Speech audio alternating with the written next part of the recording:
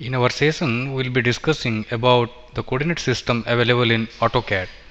So before discussing coordinate system, we need to understand that coordinate system in AutoCAD is broadly classified into two different categories. One is the concept which we use for 2D and another one which we use for 3D. And globally, if you see from the broad perspective, we define the coordinate system into these three different categories. One is the spherical coordinate system, where you use a particular convention known as the radius, theta, and your psi. And another is cylindrical coordinate system, where you use the radius, theta, and the z, that is height. And in Cartesian coordinate system, you use x, y, and z. If you see the spherical coordinate system with respect to the sphere origin, you use the radius with respect to the origin.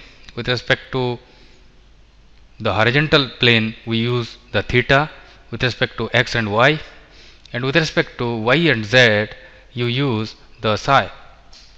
And r theta psi, this convention we use in 3D. And if you see the cylindrical coordinate system, we use the radius, and we use the theta, and we use the height. And if you see the Cartesian coordinate system, here you use x, y, and z, and with respect to the origin, you can specify the independent distance in x plus or minus, y plus or minus, and z plus or minus.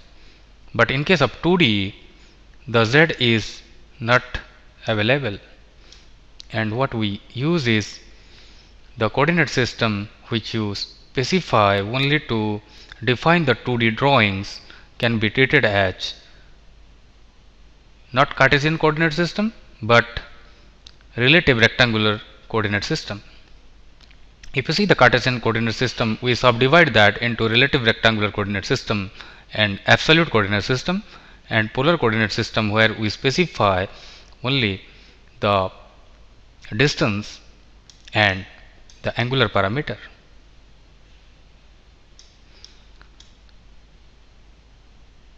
If you see the Cartesian coordinate system, which is known as relative rectangular coordinate system in 2D, we have to specify the x distance and we have to specify y distance specified by a comma. In case of relative rectangular coordinate system, we have to specify @ and x distance and y distance. Just like that, you can have one example to understand this scenario.